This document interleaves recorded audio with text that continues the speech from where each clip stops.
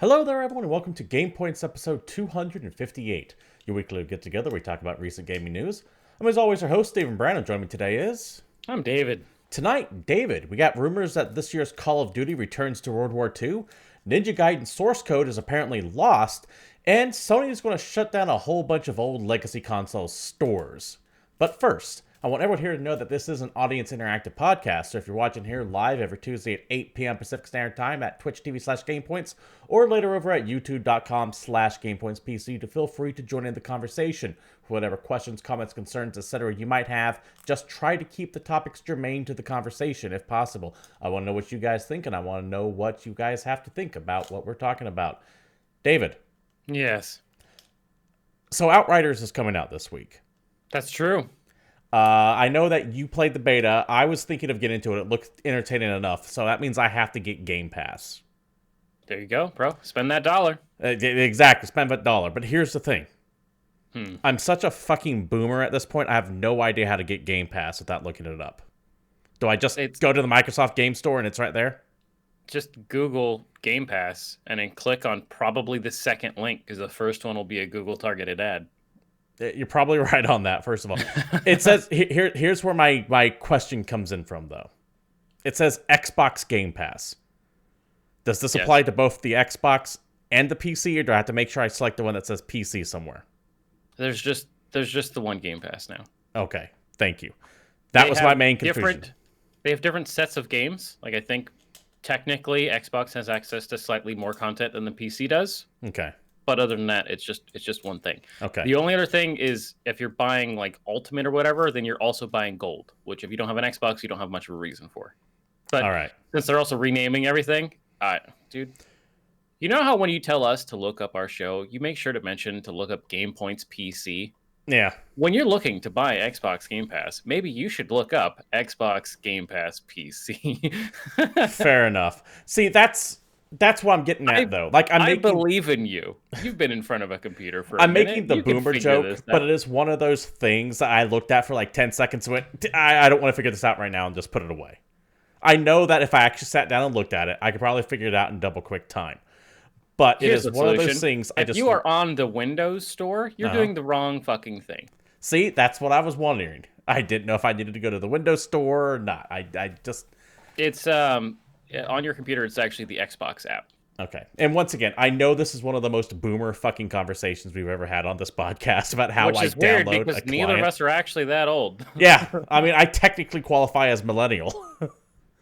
See, I was born right in 1980, so I get to claim both millennial and Gen X, depending on which one pisses me off the least.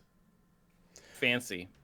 But it's just, I looked at it, and it wasn't immediately clear, so I lost all interest in doing it right at that point, and I figured I would just bring it up on the show like 2 minutes ago. Anyways, enough of that. Let's go ahead and move right into news of the week, and of course, if you are watching, feel free to join in any of these topics on hand. First up, Call of Duty 2021. We know it's coming.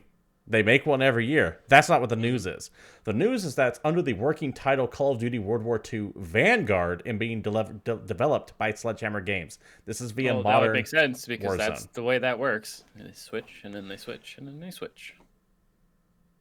What I'm about to read you isn't what I think this story is. I want to get into the last half of the last half of paragraph or so. That suddenly sparks my interest, and I get to fill in wishful thinking, but a man can dream. To the article. All right. Per sources, Call of Duty 2021 is tentatively titled WW2 Vanguard. This is clearly a codename / working title and will be changed in the future, but as this is our first look at the potential title of the next century of Call of Duty. As we previously reported, the game is being primarily developed by Sledgehammer Games. The previous leaks from Victor Z, known as a credible Call of Duty insider / leaker, have pointed to the next title being set during World War II. The leaker has offered no further information other than a World War II setting. Modern Warzone has also previously reported that next parts of the title will take place in the 1950s. This creates quite an interesting situation considering World War II ended in September of 1945. David, the reason why I'm hopeful for this is because what this did is You think it's going to be Call of Duty Wolfenstein? Yes. An alternate history where World War II went off for like an extra 5 years or a decade. At least that is what the news reports who try to add on to this and add extra content on this are assuming. I mean, that's actually interesting because maybe I'm older than the target audience for Call of Duty at this point, but I've played so many World War II Call of Duties that I just don't. That doesn't sell me a video game Now, I anymore. actually liked their last World War II Call of Duty game. I thought it was really goddamn good. It was nice to go back to World War II, as weird as that sounds, because they kind of left it alone for a while. They left it alone long enough. It was refreshing to go from the modern/futuristic stuff back to that old time. However, one thing I do want to point out is, as much as I would love to have that weird alternate universe World War II, I don't think that's what this is. Probably not. What I think this is going to be is that it's going to be a narrative hook where they're talking with someone and he is recounting what happened during World War II, and that is what those 1950 scenes are going to be. Oh yeah, okay. They could be tying it in to set up with maybe some other Black Ops stuff, because you know how, but that's a Treyarch thing, so I don't think they would necessarily cross over into that. But that's what my gut tells me, is that while wishful thinking is alternate history, would love to play it, my gut is telling me it's just going to be a point of view character retelling the story of what happened, and that will be in the 1950s. Stealthy Twitchy in chat here says, if it's an alternate World War II, Activision can license the Paradise Lost maps for multiplayer.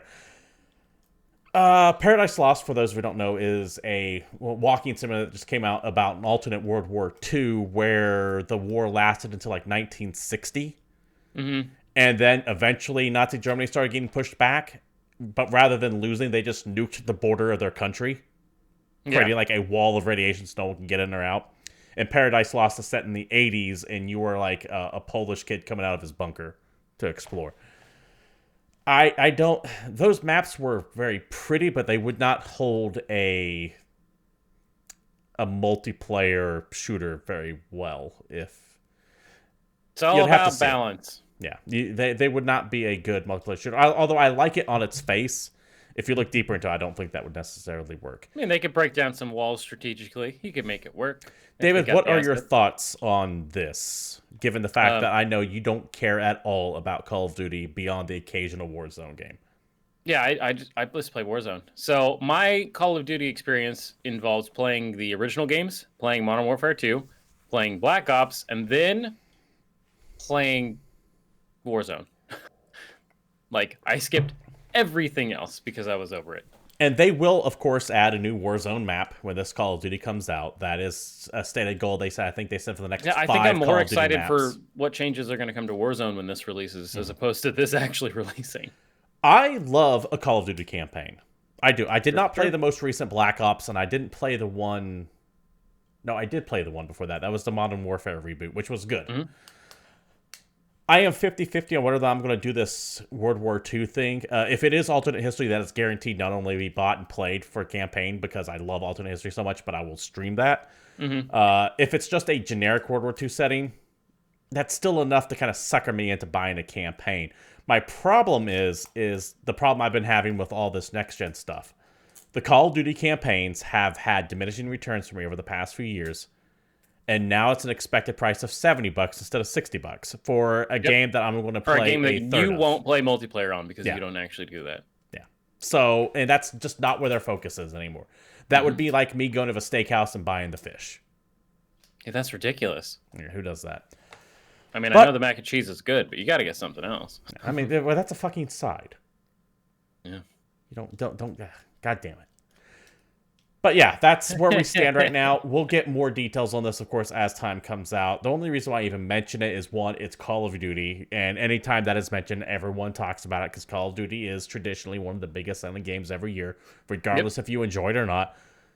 And two, just the alternate history kind of has me interested in it, but I kind of want to correct the record a little. I'm more in here to kind of correct the record, and that I see all these articles saying, could be an alternate history, and it's like, well, yeah, it could be. But it's more than likely going to be just someone talking about recapping the events of 1950. The alternate history, while cool, is pure speculation at this point.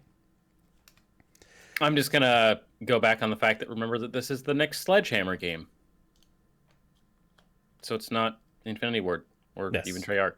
Yes. And in my opinion... Did you have opinion there? Do you want to flesh that out a little bit more? Of the three, I beleave Sledgehammer is the weaker of the Call of Duty teams. Even more so than Treyarch? Yes. Okay. I've just had more fun with... Sledgehammer's the team that did Ghosts, right? I think so, yeah. And I think they also did Infinite Warfare. Again, this is all just raw opinion pieces. So. Yeah, I don't remember. What your mileage may vary. Yes, your mileage may vary. David, why don't you go ahead and look up, read us off on the next story here as I look up what game Sledgehammer did, because now I'm getting them all jumbled up in my head.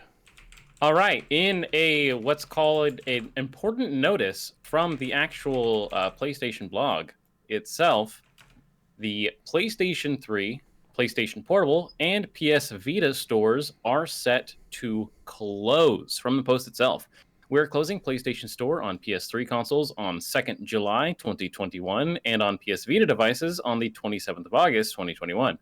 Additionally, the remaining purchase functionality for PSP will also retire on the 2nd of July. So, what this means, features you will still be able to access. You'll still be able to re-download and play previously purchased game titles. You'll still be able to access previously purchased video and media content. You can still redeem game and PS Plus vouchers, and you'll be able to re-download and play claimed game titles through PlayStation Plus as long as you remain a member of the service. But features that are being lost, you will no longer be able to purchase content of any variety for any of those three systems from their digital marketplaces. You will no longer be able to make in-game purchases through PS3, Vita, and PSP games, and you will no longer be able to redeem PSN Wallet Fund vouchers on PS3, Vita, or PSP devices once the store and purchase functionality for those devices close. Your wallet funds will remain in your PlayStation account, but will only be used for the PS4 and PS5 and blah, blah, blah. And basically what this boils down to is that Sony is pulling support for their legacy systems. There's a couple ways to look at this. There's the pragmatic way, which is this probably doesn't necessarily make them a lot of money, and they don't want to spend the money on keeping that one computer online to run these servers, so they're going to shut it down and save $20 a month. And there's the other way, which is that they are shuttering access to a library of video games that will no longer be accessible through legal means for some of them. Yes, and that is the correct way to view it. I will just give you all that opinion right now. And by opinion, I mean fact. This is... I understand why Sony is making this move. I get it. Fuck Sony for this one, honestly. Yeah, I even mentioned on Twitter, I made the snarky comment of along the lines, Christ, what exactly did I say? Play has no limits. Asterisk, except on PlayStation 3, Vita, and PSP, is what I said. Someone responded to that saying, hey, you knew this was going to happen eventually. And yes, I did know this was going to happen eventually. Because it's Sony, and they don't actually love backwards compatibility, and they don't like supporting their titles, because Jim Ryan himself is a dumb piece of shit who thinks that old games are old and no one would ever bother to play them. I do remember that interview now that you mentioned it, and he got a lot of hell for that. An actual fucking quote of the man is, who would even play something that looks like that? While at the Gran Turismo event celebrating the life of that series. Yeah. You know, the series that's old as hell and existed since the PlayStation 1 days. So, I don't care too much with Sony longer than you have. Yeah. I don't care too much for Jim Ryan's stance on older games. That really bothers me. If you've listened to us for any amount of time, you know that I'm kind of a big fan of the preservation of video games. I think that video games should remain accessible, and we've kind of gone back and forth on some of this stuff that, like, yeah, technically some things you can sort of get your hands on, but especially with some of this stuff, like older physical video games are impossibly hard to find nowadays. Collectors, short of spending $200-$400 on it. Yes, especially with all like the lockdowns and the COVID-ness of it all, anything collectible has kind of shot through the roof, and that also extends to older video games. So it kind of sucks, because this would be the best way to get content, and now the only option, if you want to play some of these titles when these shores shut down, would be to sail the pirate seas, as it were. Yeah. Not that I'm endorsing such a thing. I'm just saying if they wanted you to purchase the games legally, then they would give you the option to. Sony has if they don't have a legal responsibility, but in my opinion, they have a moral responsibility to ensure these games stay able to be purchased in some way, shape, or form. Now, my stance on that used to be Sony has a duty to preserve these games. But David Jaffe on Twitter, of all things, David Jaffe, the known game developer, we all know. The dude from Twisted Metal? Yeah, he actually made a really good point. He said, just because Sony isn't selling it to you doesn't mean they don't have it preserved somewhere. And that's a great point. Sony could have all this stuff tucked away somewhere, but they just have a section off. Unless they're planning on releasing it or getting you access on their current gen systems, which notoriously don't really support backwards compatibleness, then it's a moot point. I do agree with that as well, but I thought really care if the games are in a vault somewhere. That doesn't mean anything to me, who might want to go back and play an old game once in a while. I thought it was just an interesting argument from someone who is taking the preservation route on this. And it kind of made me go, yeah, okay. And it's just something that I had to think about a little bit there. I still maintain the whole, like, once your game is, like, out, it should be out for at least some kind of purchase or some kind. If I was Sony too, I'm shocked that they wouldn't be selling like everything for like 95% off. Yeah, this is also a perfect opportunity to Microsoft to get more goodwill for this generation and have like a backlog catalog sale on their marketplace. Yeah, stuff that will never disappear kind of thing. Because you can buy twist that knife Xbox 360 games from the store on the newest version of the Xbox. That's just a thing. I know that these two things aren't apples to apples comparison. But True. Steam's been out for 3 years longer than the PlayStation Network has existed, and I can still buy games that came out in 2003 on it. Mm-hmm. And we've mentioned lots of times that I love GOG for the same exact reason, because they keep old games alive. And I know it's not for everybody. I know a lot of people just don't care about old video games, but I do, and that should be enough. There are two more points I want to make on this before we move on, both involving the Vita. One, I've been saying for 10 years the Vita's dying. This will actually finally kill it. It will. Vita prices also completely through the roof. Yeah. Two, this actively fucks a bunch of smaller developers, because I know developers who are making stuff for the Vita store right now as we speak, and they weren't told about this until like a day ago. Yeah, we always shout out a Vita release anytime it shows up. Yeah, they are shutting these servers down on the 27th of August for PlayStation Vita. July 2nd is the PSP. Yes, and the PS3. But the Vita is going to be the 27th. Mm-hmm. People have been making games for the Vita for the past year. Not necessarily exclusively for Vita, but they put time and effort and money into developing for this fucking thing. And now they're just shutting it off. You have to buy dev kits for the Vita to make this work. And they didn't bother to tell developers. So I believe there's one or two developers out there who literally just bought a Vita dev kit so they can put their game onto Vita. And now they're being told roughly the same time all of us, oh, that game can't be on there anymore. Do they get their money back? Probably not. That's another side of how fucked up all of this is. Vita's so cool. It could have been so great. Sony, can't you just support things? Could have. Should have. Is not. Dude, did you ever play around with the Vita Remote Play? No, I never did. Really good? That's what I heard. I heard the latency on it's actually surprisingly good for a tech that is... I mean, it is close to 10 years old at this point, right? When did the Vita come out? Like 2011? I don't know. I'm not going to look it up. Hold on. I'm going to find this out for certain before I go on. I can't remember for certain. 2011. 2012 in America. February 2012 in America. David, this next topic, we mentioned it a little bit earlier about Outriders. That is coming out this week, and I'm looking forward to getting into it for the first time. I didn't play it in the beta. But this story here from Eurogamer kind of sells Outriders a little bit harder for me, because I think this has the perfect amount of trolliness to it. Outriders dev promises to permanently brand cheaters with the HUD watermark to expose their cheating ways. To the article. People Can Fly has issued a stark warning to those who cheated in the Outriders demo, vowing to brand their HUD with a watermark if they keep it up when the game launches proper. We can see you all, the Polish studio said in a post on Reddit. Yes, even the person who gave themselves 600 legendary weapons. Cheaters who are identified by the developer will see account-wide repercussions, not character-specific. Cheaters won't be able to matchmake with legit players either, and matchmaking will take significantly longer. Cheaters will still be able to play solo, but in their future, their HUD will have a discrete but visible watermark placed on it, so gameplay footage created on their account can be identified as coming from a flagged account. People Can Fly also said all accounts will be checked for evidence of cheating users on launch day and then at regular intervals post-launch. Any account logs found to have evidence of cheating on them on or after launch day will be permanently branded. I love this. This is great. I love the policy of cheater lobbies. It's like, okay, yeah, absolutely. You cheated on our game. Congratulations. Now you have to match against the other people that did the same thing. I have always loved the like public shame mark when it comes to cheating. One of my favorite things the developers done was still when, I can't remember what Batman game it was. I think it was Batman Arkham City.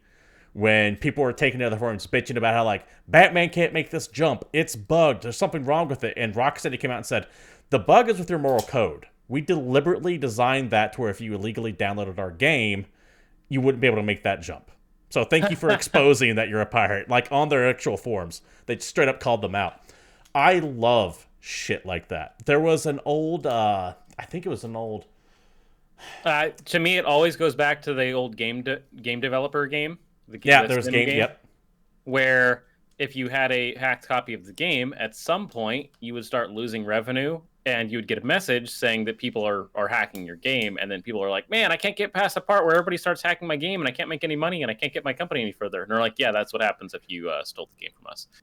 There was another case. I want to say it was like I don't think it had an American release. It was a Japanese game where if you legally downloaded it, when you hit a certain part on your game, it would take a snapshot of your desktop, and they would post it on their forums, and you would have people who had like plant porn, like stories about like plants raping people put up on the where they were like looking at like bad forums and stuff like that, and they were just posting on the forums. Now that goes a little bit into like a legal gray area where they're doing that.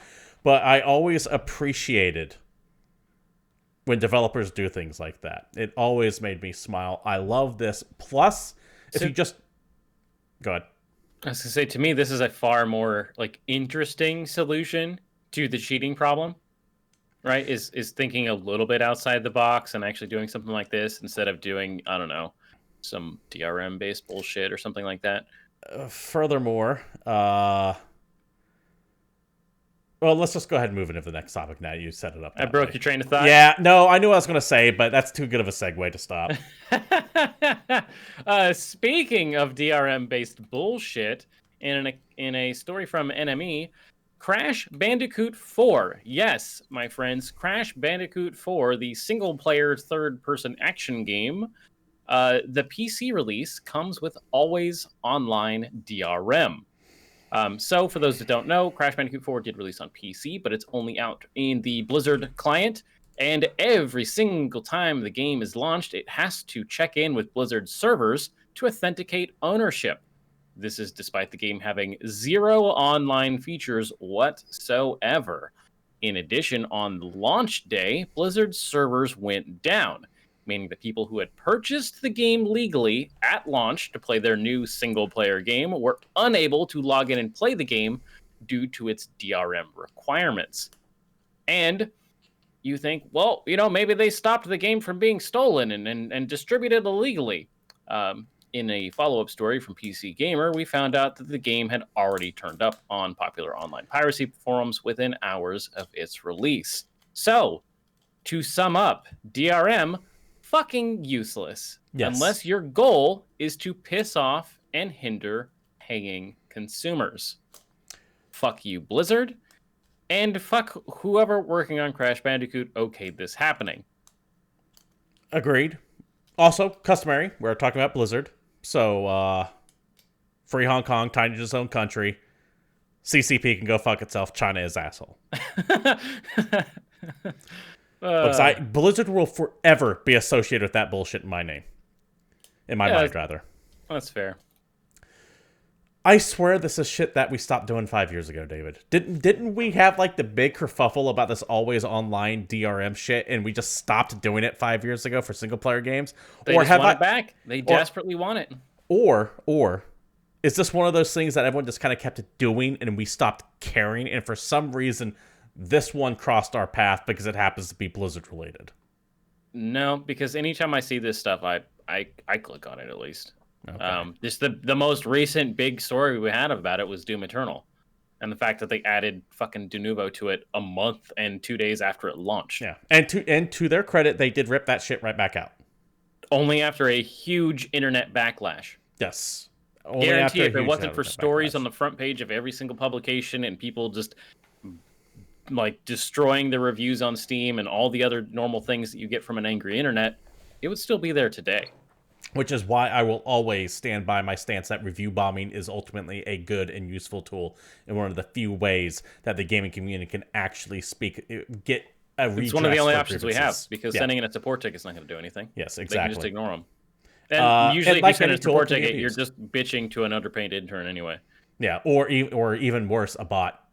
Yeah. Who's going to go, thank you for your response, we will get back to you. Was this helpful? You click yes or no. And you click no, and no one fucking ever sees it.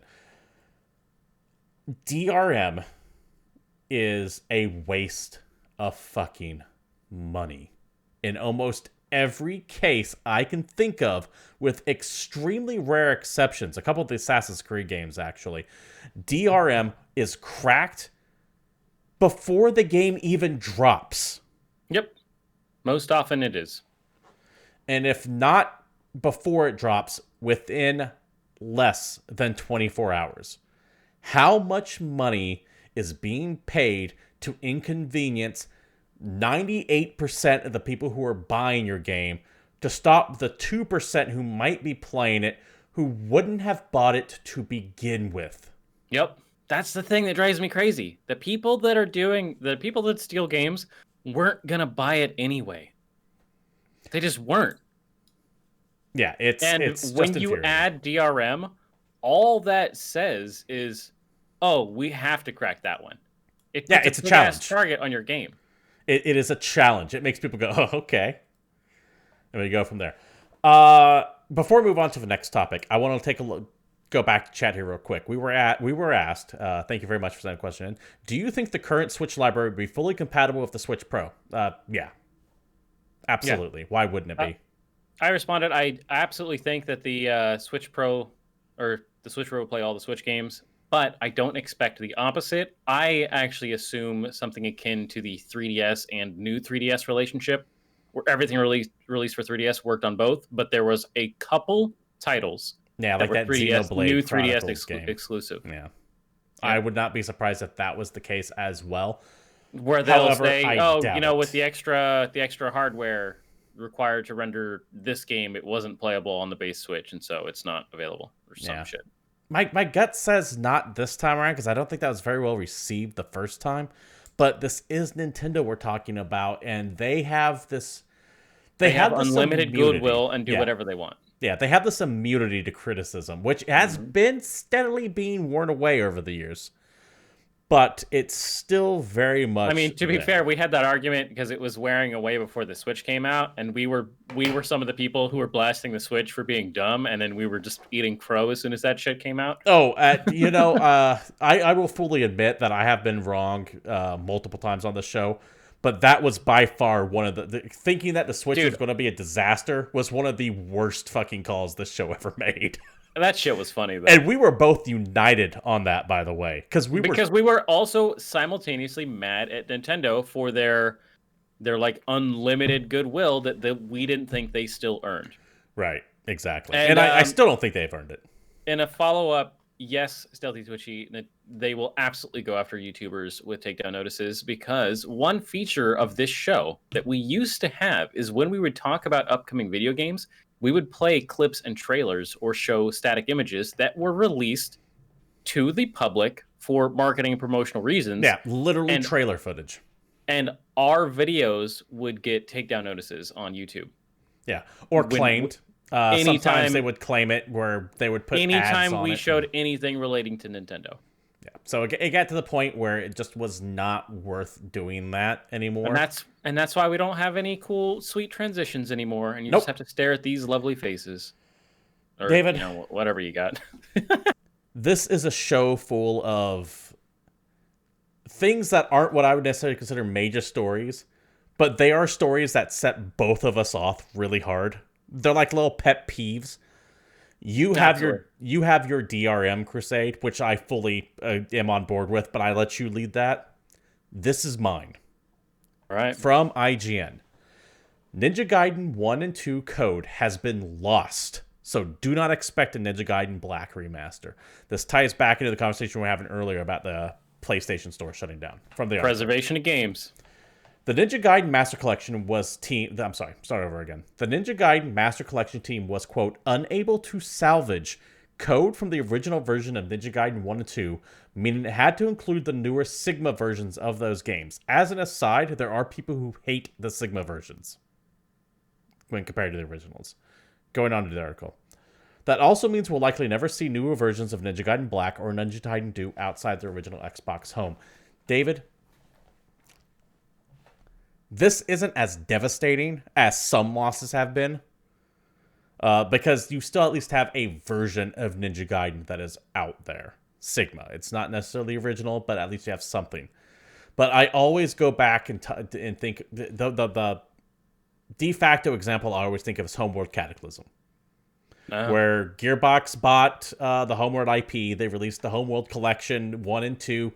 Up-res, meant for 4K textures, all that good stuff. But missing from that was the expansion Homeworld Cataclysm. And it's because that game just does not exist anymore. That source code is gone. And unless you are like myself and have a physical copy of it sitting down there, you don't get to play this. I take that back. I think Good Old Games has it. But I think they had to go through like an ISO or something like that. And it's not, they can't really recreate it. They can't get into the files. They're just selling have a copy of the game. They don't have the source of the game. Yeah. But this is a problem that extends beyond games, and I also mentioned this every time we talk about this. When the Sony music fire happened and eliminated hundreds and thousands of hours of unreleased music. I don't think it was Sony, but we have talked about it. There was a backlot down in Hollywood that had years and decades of music, of master recordings for artists, young, new, old, some you've never heard of, some you've heard at the top of whatever chart it is that you like to listen to. And just a shit ton of music was lost forever. It's also why, if you've ever been a fan of like Rock Band or Rocksmith or Guitar Hero, anything like that, maybe some of the songs or bands that you really like that never showed up, that you're like, man, why didn't they just sign up and get their songs on here? It's entirely possible that their music was lost during the day the music died. There was also the Universal Studios fire that whipped out a whole bunch of stuff. The music, by the way, was Universal Music Group. I apologize. It wasn't Sony. I had Sony on the brain because we were talking about it. I was going to say, I know it wasn't Sony. I just couldn't think of who it was. Yeah, like recording some Elton John that never came out, Nirvana. Just, it is... Dude, and also like blues and standard tracks from like the 30s, 40s, and 50s. Just tons of stuff. That are nowhere to be found, ever. They just had them sit. That's just gone. Like, who knows how many artists that are just now... We will never hear from again because no one, like, they got forgotten in the 50s. No one knew about them, and then suddenly now no one ever will hear about them. I hate this shit. I can't stand it. Stealthy That's why Twitchy, this stuff needs to be digitized and also available, which is the part that pissed me off the most about the PlayStation Store closures. Because like I mentioned, yes, technically there's physical versions of a lot of that stuff, but that's not forever. That's not always accessible. That could be out of your price range. And the digital solution is the solution. So just support it. Just put it out there. Chat is mentioning the Night Dive Studios' attempt to reconstruct Westwood Studios' Blade Runner game, even though the original code is lost. That's another thing, too. The Blade Runner code is... I can't remember if it's lost or... Yeah, no, it was lost. They lost it in 2003 during a move, of all things. Yeah, and trying to recreate something. Mm-hmm. I mean, that's you're building a brand new game, essentially, at that point. Yeah. Like, reverse engineering video game code is not an easy thing. No. And even if you get the game right, you're going to miss out on, like, quirks or anything that made that game what it was. Exactly. That's why I go hardcore with my preservation. Not only do I want a copy of games, like, stored and being able to be accessed publicly, like, say, like the Library of Congress has, for example, with a bunch of books. Once it is public domain, after 50 years, it can be out there, so you keep it on there. But I want a game with, here's patch 1.0. Here's patch 1.1. Here's patch 1.2. Yeah. That's how hardcore I get when it comes to games, game preservation. Because I think seeing the history of a game unfold is extremely important. For example, World of Warcraft today is a completely different beast than it was when it launched going on 15, 20 years ago, whenever it was. So imagine, right, 10 years from now, that, say, a big title like Cyberpunk that is finally fixed. Took a decade. Who knows how long it actually took. But it's like a popular game and people like it, and you hear all these stories about how busted and shit that game was at launch. But there's no way to see that anymore unless you have an old physical copy in a system that had never been plugged into the internet somehow. Yeah. Like that's that argument, right? Is there's stories and there's like a lineage to the gaming industry that some people just don't seem to care about, and it bums me out. Furthermore, this isn't stuff like, so you can kind of make the claim that, well, when the Universal Music fire happened and it wiped out some jazz musician no one knew about, who cares? No one knew about him anyways. I don't agree with that stance, but I could see people making that. In the case of the Blade Runner game for Westwood Studios, that was one of the greatest adventure games of all time, and it is up there with like The Longest Journey in Myst. It was that goddamn good. And it's not like people don't know that didn't exist. It is often it's talked about enough where Night Dive Studios is trying to remake it. Yeah. So it's not just small stuff that's getting wiped out, though that is just as tragic. It is. I hate that this industry, who so constantly tries to mirror Hollywood, has no respect for its past, when at least Hollywood still gives lip service to the idea of the golden age of the golden age of Hollywood, despite places like Universal Studios fucking tearing down the King Kong set to build the Waterworld Extreme, whatever it was. I can't remember. Extreme Beach Volleyball set. I don't. Hollywood. So Universal Studios tore down like 100-year-old King Kong set to make room for an amusement park attraction. Because the old thing wasn't profitable. Yeah, I don't have the details in front of me, so forgive me. I normally have this running out. It's kind of scatterbrained right now. But at least still Hollywood kind of gives the attempt to preserve things, where they have like the Walk of Fame, the Chinese Man's Theater, and the Golden Globes. Well, I'm just thinking of how many old movies are getting like a 4K remaster right now. Because they still have those old reels, and guess what? Movies were filmed on larger film than you saw back in the day, or that you saw when it was formatted for your old standard definition CRTV TV. At least there is an attempt to preserve some of this shit, though. Video game industry just does not give one goddamn, and it pisses me off, and it falls to outside entities to do this. Like, there is a preservation collective down in Oakland. I think there's one in Arizona. Video Game Preservation Society. Yeah, I remember one of them very recently was very excited because they got like every copy of OXM magazine in, which is something I didn't even think about. Like physical magazines, like they have like a full catalog of all of that on there. This is the most profitable industry on the face of the earth right now. It dwarfs music, movies, TV. And they can't be half-assed enough to have even the most basic preservation policy in place. And I just fucking hate it so much. Well, I think that's enough of a downer for now. Rant over. But yeah, let us know what you think. If does anyone give a shit? Is it just us? I mean, I will fully stand. I don't care if no one gives a shit about this one. I do. Right? And it's my show, David. This show exists not to gain viewers. The show exists so I can get shit off of my chest once a week so I don't have an aneurysm come Friday. That makes sense, dude. That's the only reason I show up. All right. Anyway, lead us off on the next story there, Dave. In some, well, I don't want to call it minor news because to me this is exciting, but it is technically a minor news story. From the Video Games Chronicle, Kojima Productions. Yes, that. As an aside, by the way, shout out to Video Game Chronicle. They have been doing amazingly good work, and thus no one ever talks about them. Yeah, right. Good job, guys. Proud of you. Anyway, Kojima Productions likely to announce its next game quite soon, says art director.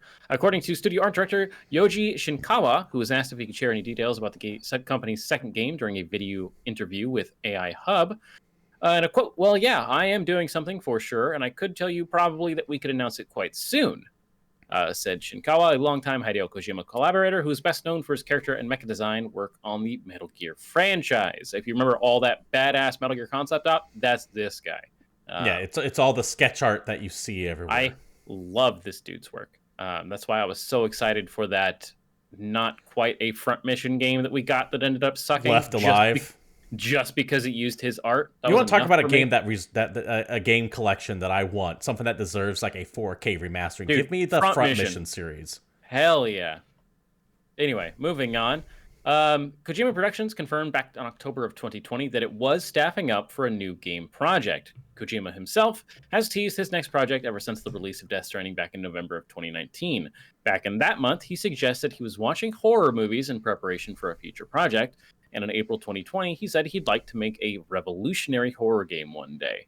The following month, he'd claimed that he'd had a major in-development project canceled, but he was already in the early planning stages for his next game. That is where all the Sony is buying Silent Hill rumors came from, by the way. That was like the genesis of it all.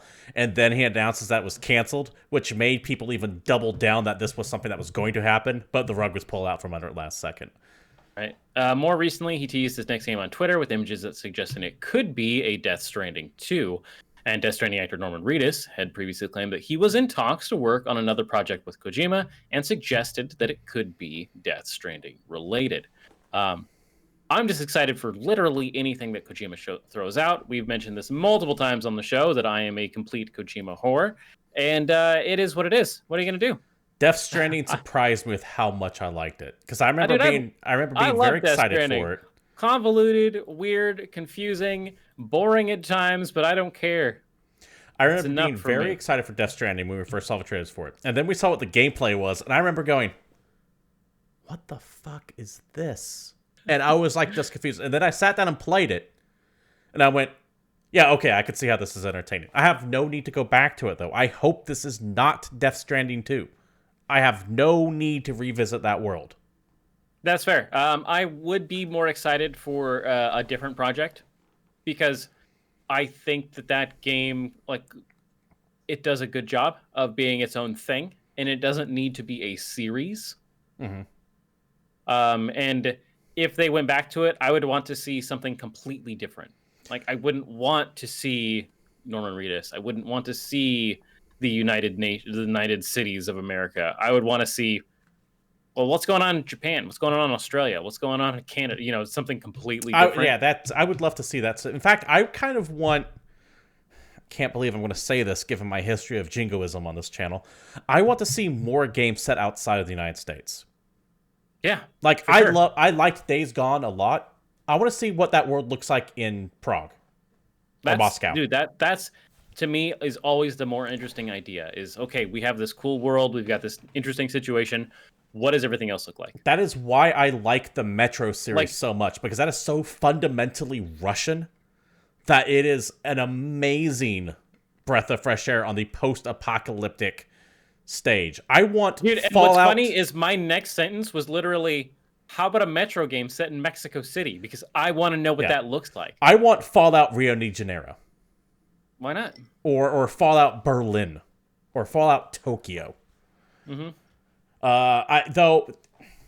Let me actually backtrack a little bit there. Fallout specifically is supposed to be a parody of like the American Golden Age in the 50s, that it would be kind of hard to set that outside of a United States setting.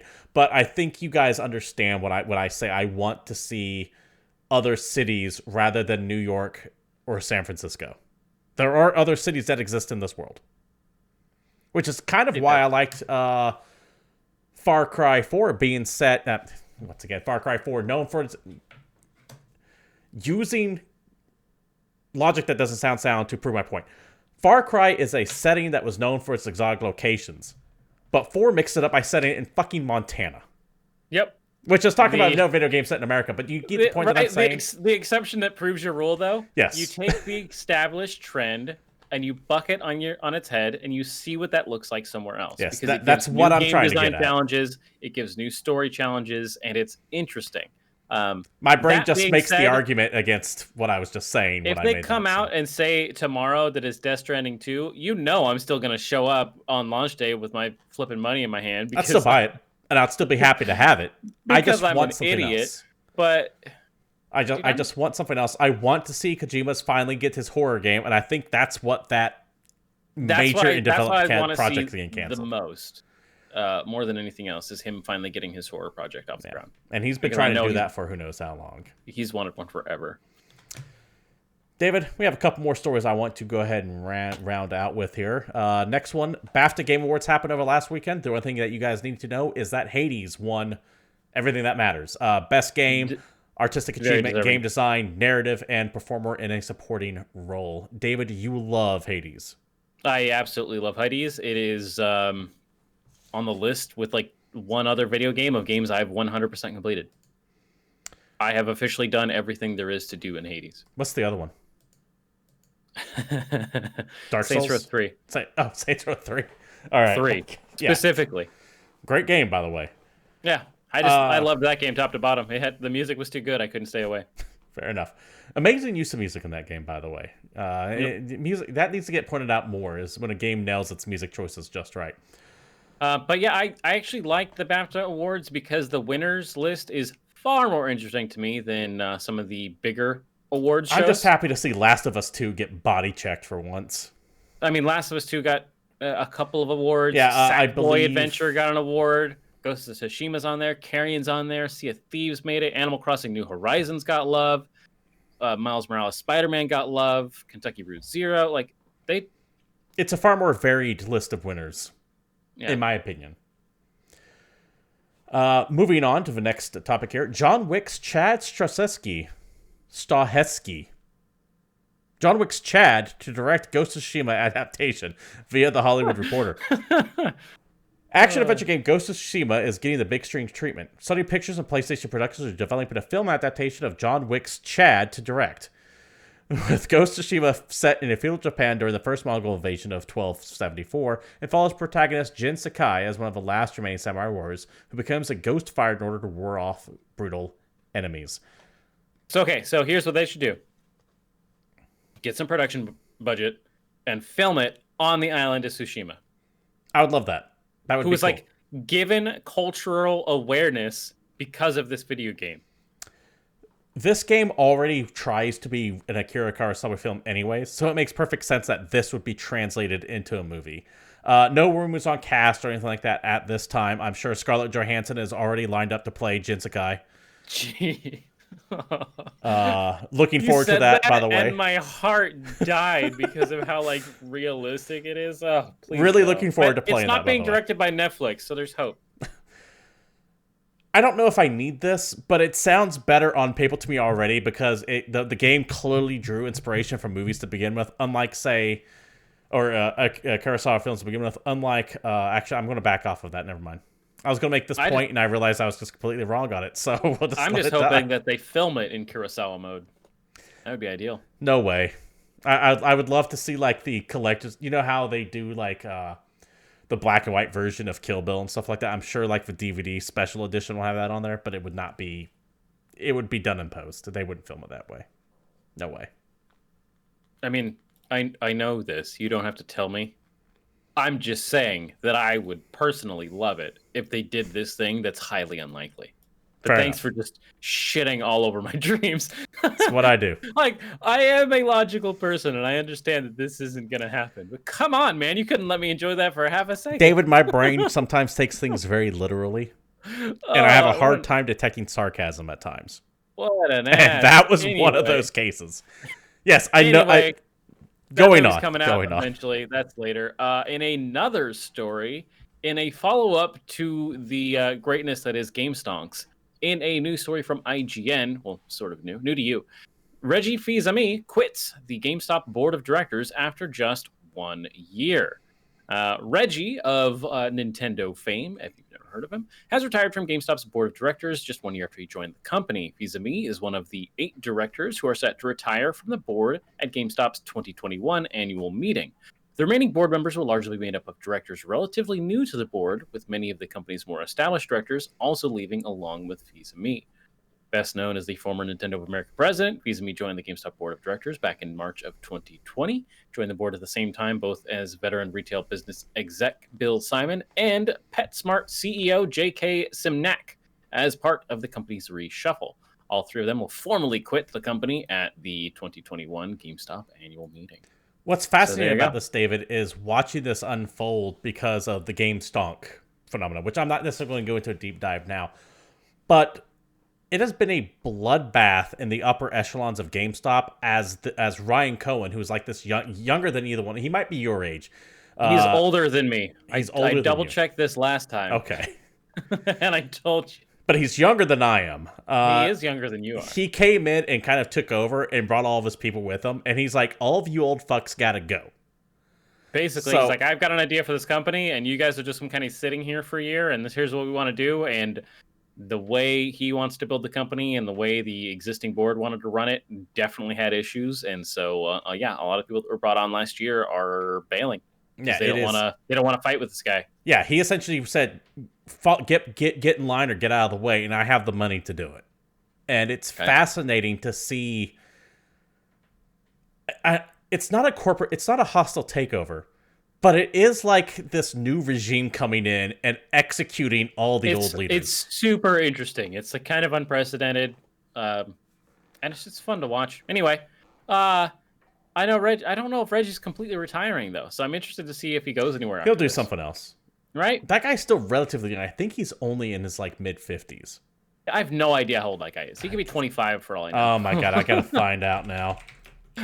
How old is Reggie? How old is He's this as old as son time. Of a bitch? But I just hope he does something cool. He's 60. He just now turned 60 like 20 minutes ago.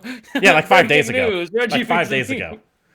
5 days he turned ago, 60 wow. like 5 days ago. So well, happy birthday, Reggie. Sorry I was a little late. Please stop claiming my videos, Reggie. I hope you got all the wine and cheese I sent you. I didn't have your address, so I just kind of sent like a whole bunch of random wine and cheese to some random addresses across California. No, I just put it in front of a random GameStop. He will do something. We'll hear what he's going to do next because the internet loves Reggie. So regardless of where he goes, that's an easy story to talk about when you need to kill time. Almost like we're doing now. We love killing time. Anyway, let's keep going. I have one more story for you guys as far as news of the week, and this I found kind of interesting despite it dealing with a company that you should absolutely fear. Via the BBC, police bust the world's biggest video game cheat operation. A collaborative effort between Chinese police and gaming giant Tencent has led to the closure of what police say is the biggest ever video game cheat operation. The game is designed and sold cheats to popular video games, including Overwatch and Call of Duty Mobile. Roughly $76 million in revenue was made by the organization, which charged a subscription fee to clients. Police seized assets worth of $46 million, including several luxury cars. By the way, if you look at this article, they have like the line of the cars they have in there. So it's interesting to see what they're spending their money on. Looks like a Forza lobby. It does, actually. The operation called Chicken Drumstick, guys, it's going on. When it's your time to name an operation, you can name it what you want, but it was that guy's day. Had a website selling to hundreds of countries and regions, of local media reported. Subscription prices for users began around $10 a day and up to $200 a month. Kushan police found and destroyed 17 cheats and arrested 10 people in connection with the ring. It is said that the world's biggest cheating case to have large swords of money and games involved. I like the idea that the police found and destroyed 17 cheats because it makes me think of some poor son of a bitch putting in like a like the Konami code and the cops just coming in and like busting the game. Right? Or they just found a bunch of those old like Super Nintendo magazines that had like the power-up guides with all the cheat codes on the front, and they're like, oh no, we're burning that one. That one's not getting out of the building. Also, you would figure they would save that stuff for the eventual trial, but then I remembered, oh yeah, this is in China. They're already executed. Damn. Well, China's a horrible country.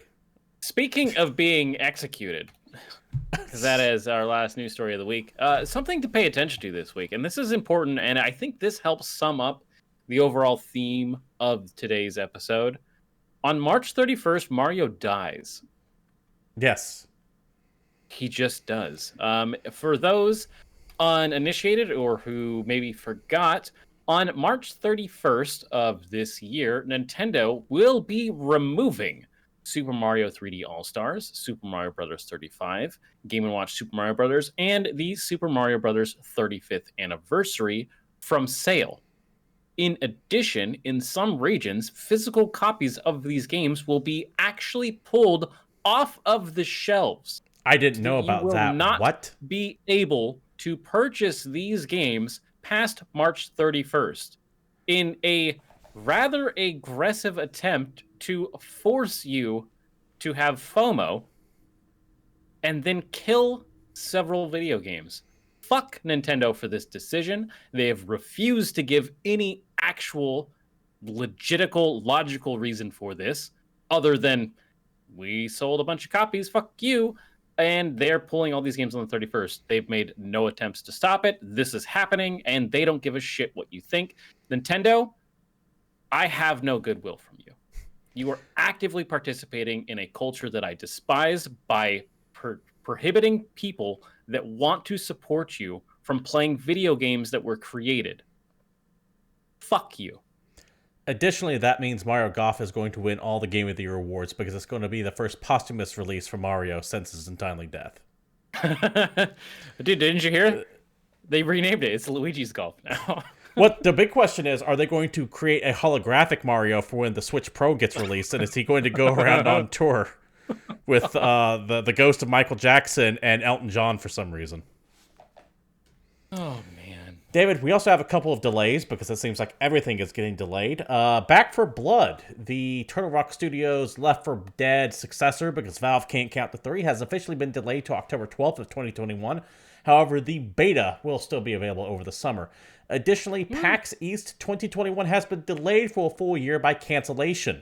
That was such a cool way to say that. COVID has essentially kept people from going to that, while most of the world is slowly starting to re-up. PAX East is a little too close for comfort, so they are going to cancel that for this year. They are, however, cautiously optimistic that PAX West and PAX Unplugged will proceed as planned in both September and December, respectively. David? Yes. It's going to be a while before we can find out if PAX West is going to get delayed, or PAX Prime, I guess it's like, oh no, PAX West, as they call it. They ditched Prime. They did this Prime. It's going to be at least a couple months before they decide if they're going to cancel that out from under me or not. I've already got my hotel booked just in case, but we'll see if that pans out. Either way, I'm not going to know for a while. I need to be kept occupied, however, to see if I need to hurry up and cancel that and get my money back, or if I'm just screwed. So what can I do to keep myself entertained in the meantime? Well, first things first, thanks Stealthy Twitchy for mentioning that Xbox Spring Sale starts this Friday. So if you prefer to actually buy games as opposed to, I don't know, getting Game Pass or doing something crazy like that, then keep an eye out on that. But new releases for this week, Doom 3 VR Edition hits PSVR. This is the actual official VR release of Doom 3 for PlayStation. So there was a fan mod that came out a while ago for Doom 3, and I think it works on like the Oculus, and you have to like mod it, and it's a little bit of work to get it running. This obviously works out of the box. You plug it in. From what I hear, it's got a much better UI than the fan mod, and that's the only thing I really have to compare this to because it's Doom 3 in VR.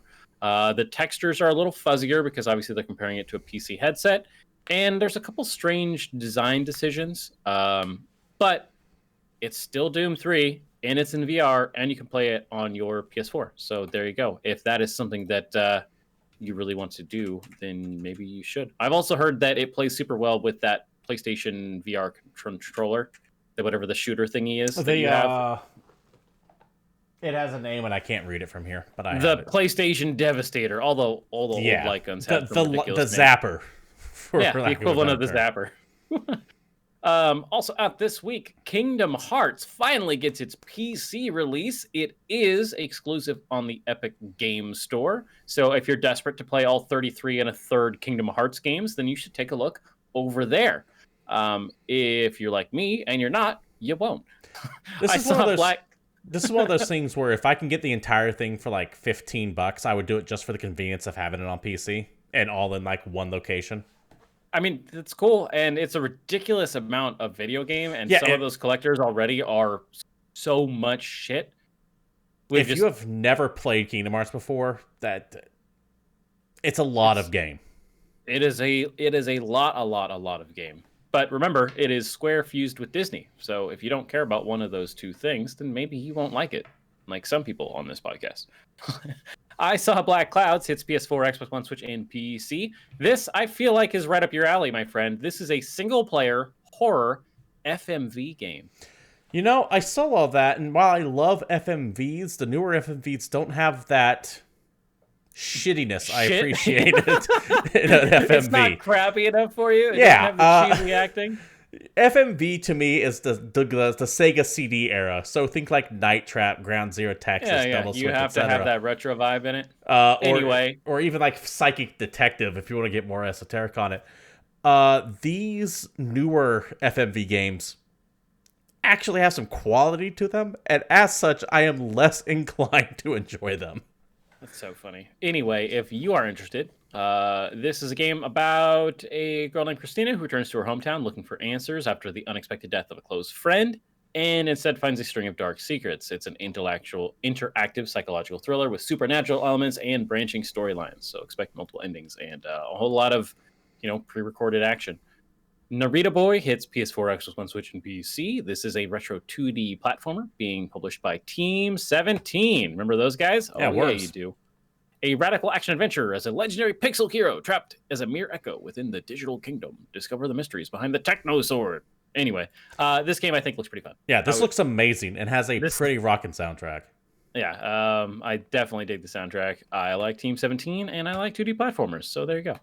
Also out this week, Evil Genius 2 hits PC. This is strategy sim base building, pretty satirical sci-fi layer builder, right? You're the criminal mastermind, make your base, train your minions, defend your operation, and achieve global domination. The closest thing that I can compare Evil Genius to is Dungeon Keeper set in a James Bond universe. All right. You play an evil genius, as the name is. You create your hidden Spider Island lair. You put a casino as the front on it, and you're trying to build like the Weather Dominator or the Earthquake Machine or pull the moon down or build an arsenal of nuclear weapons, and you have to prevent all these spies from coming in and uncovering you. If you have played Dungeon Keeper, you have a good idea of how this plays. Furthermore, I will be streaming this later this week. There you go. So if you don't want to play it yourself, you can watch this other guy play it. I want to mention real quick. Chat is mentioning another FMV game, memorable FMV game from '95 was the Daedalus Encounter. Now, Daedalus? The Daedalus Encounter. Okay. Starring Cassandra from Wayne's World. Tia Leone? Tia Carrera. Tia Leone is David Duchovny's wife. She was also on one of the TV shows. I was like, how good is my 90s knowledge? Not good enough, my friends. Not good enough. Yeah, but I had to mention it because I actually do know what the Daedalus Encounter is, and I believe it starred Tia Carrera.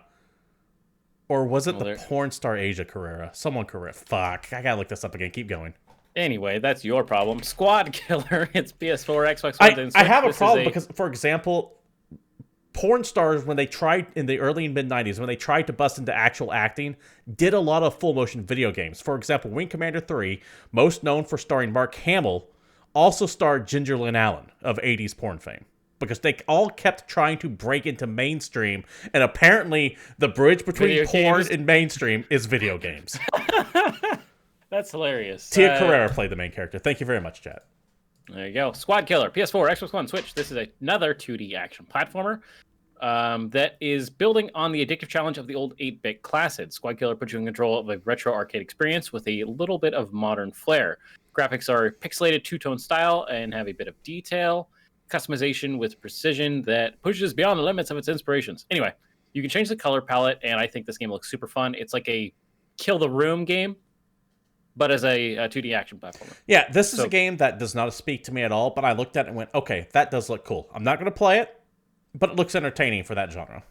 Yeah, this just looks like a fun arcade, jump in the room, kill all the things, don't die, dodge the bullets, do what you got to do, get upgrades, and have fun. And I think it looks pretty cool. So take a look if you're interested in that kind of thing. last but not least on my list is Outriders, a game that I've talked about on this show a whole bunch. And man, do I hope it doesn't suck. Out on both the PlayStations, all 4 of the Xboxes, and PC this week. And as I've mentioned numerous times on this damn show, day 1 release on Game Pass. So if you haven't tried that yet and you want to play this game, you can do that. I'll pay my dollars so my boomer ass can figure out how to get it. But yeah, I'm not going to help you at all. I also, just to watch me. Sometimes you just want to watch a dumb animal suffer.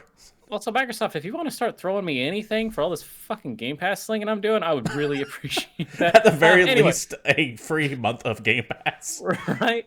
Okay, for those that don't know what the hell I'm talking about, Outriders is a 4-player co-op, third-person cover shooter that many people are calling a loot shooter in the style of Destiny and The Division. And I see a lot of Destiny in this game, by the way, especially with its interfaces. That's true. But this is, everything that I can tell and read, an ending. This is a campaign video game that is not built from the ground up as a service game. Now, our mileage, of course, will vary, and we'll see exactly how truthful they are upon the actual release. But I'm still excited. I think the game's fun, and I will play it until I'm bored of it. Yeah, I'll play that for $1 for damn sure. David, that does it for new releases, which means that also does it for the show as well. This has been GamePoints episode 258, and thank you very much for showing up. This podcast does stream live every Tuesday at 8 p.m. Pacific Standard Time right here at twitch.tv/GamePoints, so please feel free to join the conversation like so many of you often do. But if you can't join us live, it's understandable. Old shows will be posted over at youtube.com/GamePointsPC. You can follow the show on Twitter at GamePointsPC, myself, Stephen Brown at CapitalistPig21, and David there at Palshif_Satori. And if for some god reason you liked what you saw here and you want to support the stream, you know what to do. Likes, follows, and notifications turned on, bits, subs, it all changes depending on where you're at, the nomenclature, but the meaning still stays the same. Your support is appreciated, but never required. Anyways, that wraps things up. Until next time, stay safe, and we're out of here.